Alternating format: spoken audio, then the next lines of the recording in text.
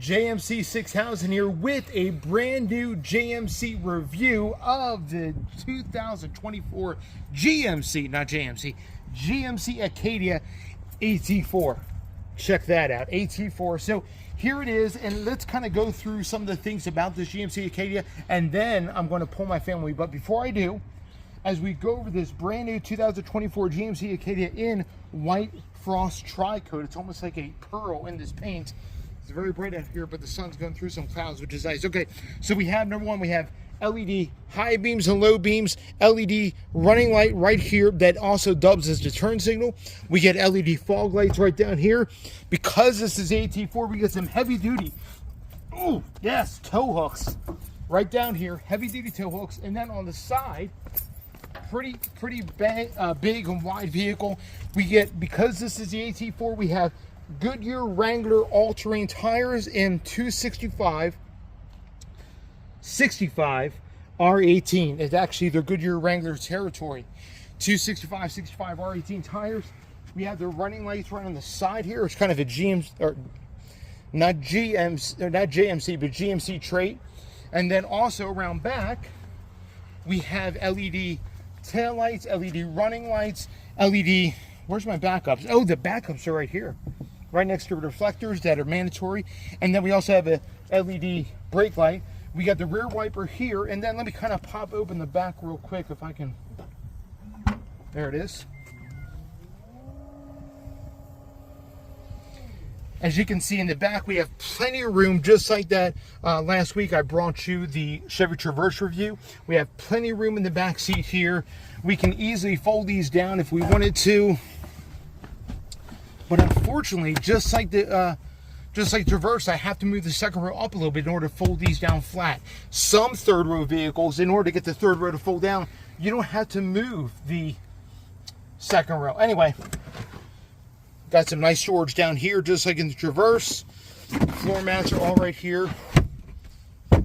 All right, let's close this up. Not much to see back here. Again, pretty good size room. I believe it's over 21 cubic feet. Power lift gate. We're going to look at the window sticker, and then we're going to pull my family in to do an actual review. So the window sticker on this thing, again, this is the AT4 all-wheel drive. It comes standard all-wheel drive, 1924, 21 combined, and then starting price of $50,000 with the luxury package, which has the luxury package has head-up display, the heated seats, the acoustic glass, heated wiper park. Never heard of that. Ventilated seats, and then all in, along with the white frost metallic, you have the pano sunroof, which we're looking inside. All in, you're looking about a little over 55 grand for a 3-row SUV, and it doesn't even have genuine leather. That's a lot of money. But anyway, it is the AT4. It is a pretty nice SUV. All right, I'm going to have my son hand over the camera there, and then I'm going to grab my family, and we're going to do a family review. First time in a long time for the JMC family. Let me introduce my family to you. This is my daughter, Amber. She's going to be 16 here in a couple months. My youngest son, Malachi, who is 13. He's going to be 14 next year. Awesome. And then my oldest, Josiah, who has his Buick right there. He is already 17, going to be 18 here at the end of this year. Yep. And let's go ahead and see what our family looks like fitting in. Sorry for the wind. Third row. First off, let's go in the second row. Well, let's go ahead and sit down as if the whole family was getting in. All right. So my daughter usually sits behind my wife, which would sit here. If I'm driving, I would sit here. My son would usually sit right here. And then my youngest son would sit back in the third row there. He gets all that leg room. All right, so let me ask each individual, for a family vehicle, how does the GMC Acadia feel? Want to go first? Oh, no. Yeah, go first, Amber. Spacious. It is very spacious in the second row. Chairs. Why is the screen so big? No, that was not me. There's found glitter in the GMC. I've never been back here. All right, do you guys know that you can move the second row back and forth? Yes. Of course. Not only the back, but you can move the... How do you move it? There's a bar. Oh, yes. Oh, look. Quail. I see quail. Sorry, I got distracted. I'm so sorry. Got distracted. I saw quail. Not supposed to do that. All right. Look at this. So you can move them like this way. That's amazing. That's not nothing. That's amazing. All right. Well, What if I do the All the same? way up. What you gonna do? Oh, I'm kidding. all right. So, with all the seats in their backmost position, Amber and Josiah, Malachi, how's the room back there with the seats in the backmost position? You mean moved all the way back? Move all the way back. Move it all the way back. Mine's already moved you all the way ready? back. Malachi is going to crush your toes. Toe crusher. Wait, Here we go. As far as mine can go. Don't get leg room right here. With the... What about if you were to put your leg, can you put your legs behind each one of those seats? Like if you were to sit in the, no? Pushing me back. No. Yeah. So one of the issues I have with, and of course you guys had these backrests back as well, but Yeah. one of the issues I have with the new Traverse and the Acadia is the fact that the third row doesn't seem to increase a lot in this new body style. No, it doesn't. You know? Kind of small. Yeah. But the second row is spacious. Yeah. Yeah. Would it be better if there was a bench seat here instead of the captain's chairs? Maybe. I found chargers. Well, I chargers. like the captain's chair. The captain's chairs are nice. And then I get to lay back. Would it be cool if they had a split captain, middle, and a captain over here? So the middle wouldn't go anywhere, but you could do individual on either side. That would Well, be I mean, interesting. what if one of the other ones would like move the middle ones? True, you could do that. Or what if the Yes. middle one could recline independently from these? Because I know there's some vehicles where the middle is like connected to one of these. You know what I mean? And so when this reclines, it reclines the middle one as well, or vice versa. Anyway, just some thoughts. So what do you think for family size? Is this a yay or a nay for the whole family? Yay! Of course you would say that. You got the freaking captain If chair. you guys already have like your chairs like that, I said it's a yay. Okay. Yeah, I guess. It's a Can I yay just, like, with... lay mine back? Wait a minute. It's a yay with some caveats. Yes. Yes. All right. Well, I appreciate you guys. Now we're going to go into the interior. But before we do, I'm going to hand the camera back to my son, and we're going to look at what's underneath the hood very briefly and talk about underneath the hood of powering this beast. Thank you, family, for the review.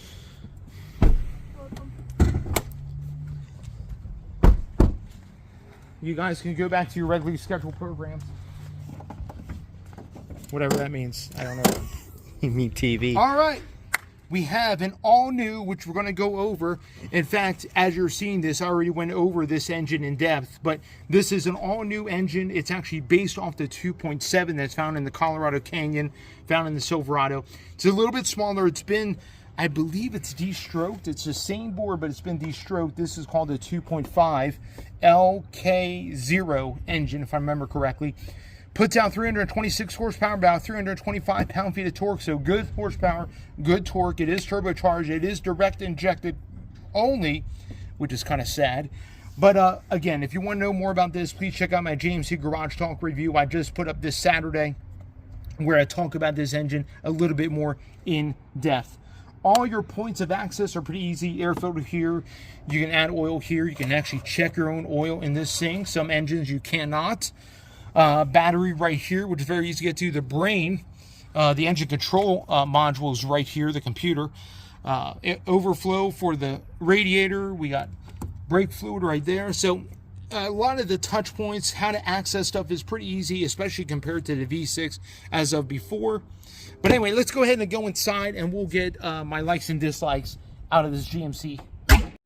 All right, GMC 6000 here inside the new GMC Acadia. Man, GMC. I don't think I ever did this in my reviews prior. Anyway, whatever. All right, so we're going inside, and let me kind of go through my likes and dislikes. We just did the family review. As a family vehicle, this is a pretty good offering. I mean, it's one of the biggest in the segment. 206 inches long, almost 207 inches long.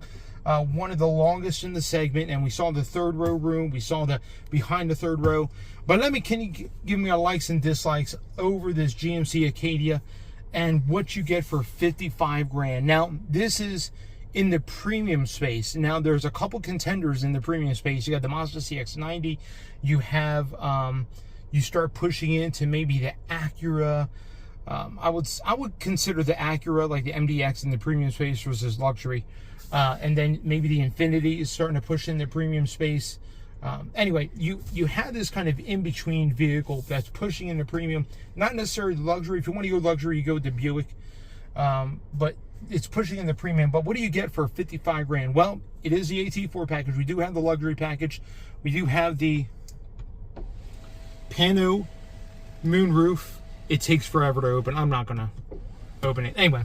Pano moonroof, kind of get the idea. We have this big, massive vertical screen right here.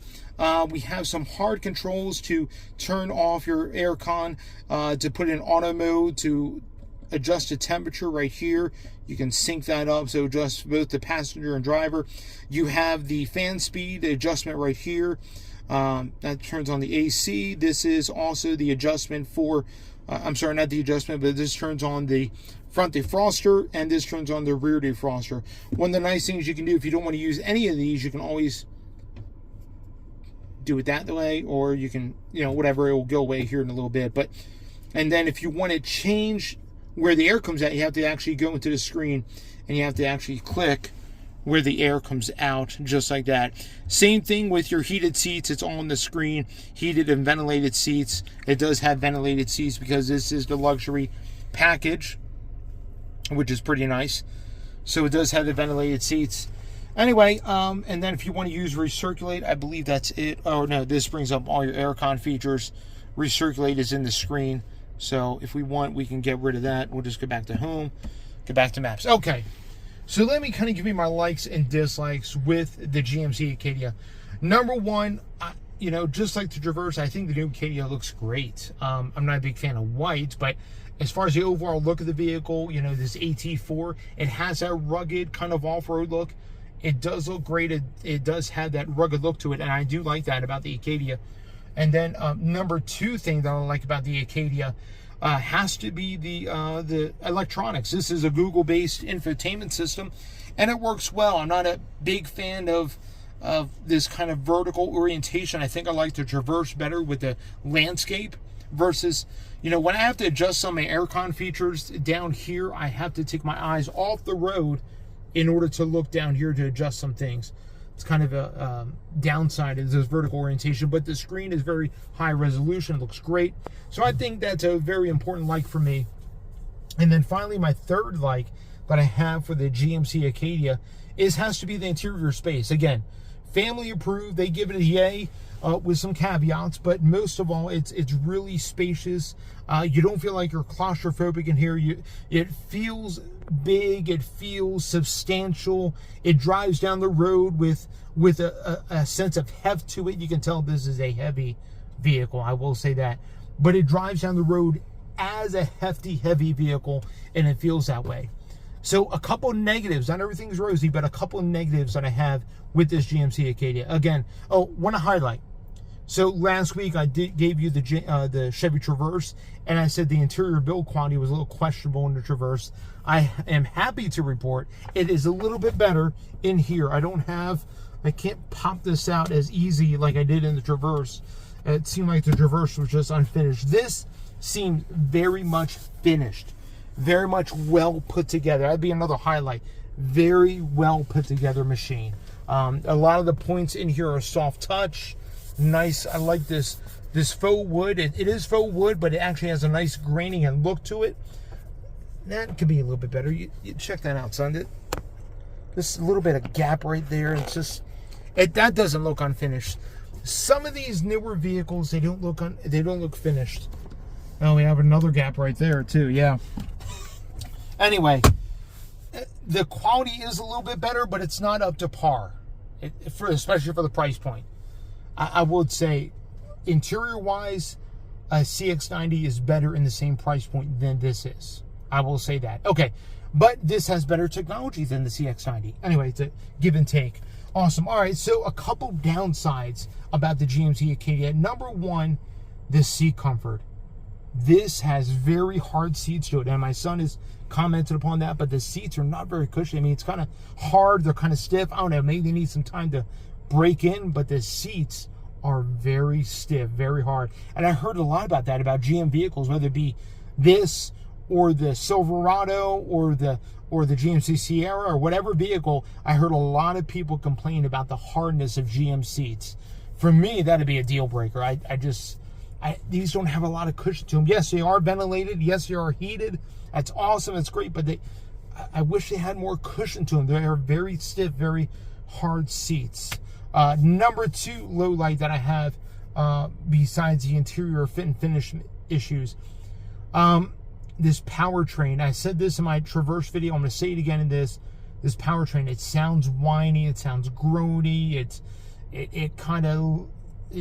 not very excitable. I don't know, it's just there. It kind of, once you're on the highway, it doesn't drone or anything like that, but man, just getting up to speed, so like,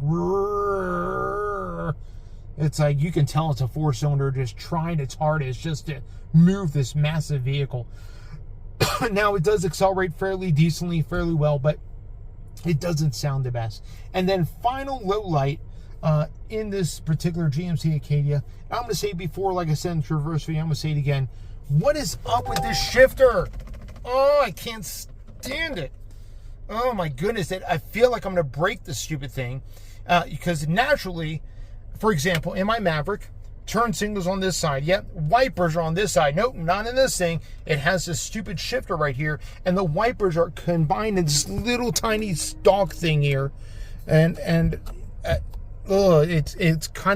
It kind of brings back the whole multi-function stalk that GM used to have way back in the day. If you guys remember, in the 90s, early 80s, or mid to late 80s, in the 90s, going into the 2000s, they had that multi-function stalk where you had the turn signals, the wipers, the cruise control, all in one stalk, and it was super annoying that GM did that. But now it seems like they're going back to it just so they can have this stupid shifter on this side, when they could have gave me a dial, they could have gave me maybe even push buttons or whatever. Just this thing is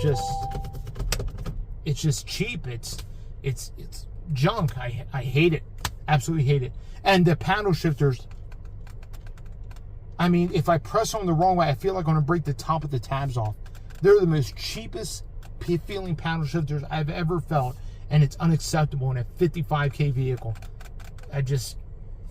Anyway, those are some of the low lights. Yes, I do like some of the metal on the steering wheel. The leather feels nice. I love the stitching, and there is some weird rubberized textured stuff on the dash, on the door. You hear that? What? It doesn't feel very good on your and there's also here in the center. This could be softer. I don't know, there's give and take with the GMC. If you love the looks, if you love the space and everything else, maybe you can get by with some of the little stuff that seemed to be a little annoying for me. But anyway, this is my overall take of the GMC Acadia. I'm going to be bringing more vehicles to you guys, so stay tuned for more reviews to come. 3-row SUVs up until my big 3-row SUV reveal that I'm trading the Maverick in for, that I'm getting rid of the Maverick for. As you saw, I have a family of teenagers. I need a bigger vehicle, and the Maverick is not cutting it. So please stay tuned, as we're going to be continuing the review 3-row SUVs up until the big reveal. Awesome. Stay tuned for my driving portion of this video. Thank you for watching. All right, JMC6000 here behind the wheel of the 2024. We are 2024 GMC Acadia. We are going up my usual hill that I usually take all my vehicles up. Right now, I got the cruise set to 55, but I don't know if we're going to hit that because we got some traffic in front of me. But as we're going up this hill, I kind of wanted to touch on a few things as I drive this vehicle. A couple things I want to touch on that are not even related to the powertrain. Number one, this vehicle's steering is super duper light. Now, I usually like light steering, but it may be too light for some people. And in fact, it's so light that you have this dead on center feeling where you can move the steering wheel, I feel like at least a half inch on either side before it does anything. And that's how dead it feels. That's how the dead on center feels, and that's how kind of wallowy. And that's another thing. As I'm taking the corners right now, going up my hill, the thing feels wallowy. It feels, the suspension is so soft. And I get that AT4 off-road suspension. It's so soft and pillowy and wallowy that, I mean, it won't handle a corner at all. Not without considered body roll. Just downshifted going up this hill at about $2,000, about 54 miles an hour. Also, another thing to remark is the adaptive cruise control works very well.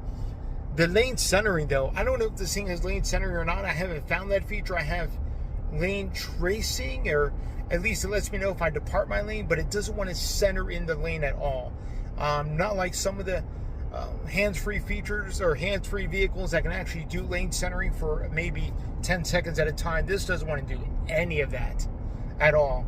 And I would think that they would have lane centering. Maybe I just haven't had the right setting feature installed, but it doesn't do lane centering very, very well. It got up the hill just fine. Just a remark about the powertrain, just to kind of go through it a little bit. It's okay. I feel like it can be a little, I don't know how else to put it, but it can get a little groany, a little grainy at times. It's not the best sounding 2.5 at all. It has decent power. It gets up and goes with relative ease, but it's not very eager. And I think I have the same remark about the 2.7 in the Canyon and Colorado. It's just, GMC's or GM's 4-cylinders are just not wanting to eager to rev, not very eager, and their transmissions, albeit this one is smooth, but it's just not very eager to downshift or anything like that at the same time. So anyway, just my quick remarks. Again, like, comment, subscribe. Thank you for tuning into this video. Stay tuned for more 3-row content that is coming up, where I'm going to involve my whole family in their family review. Thank you once again. You guys be blessed, and we'll catch you on the next one.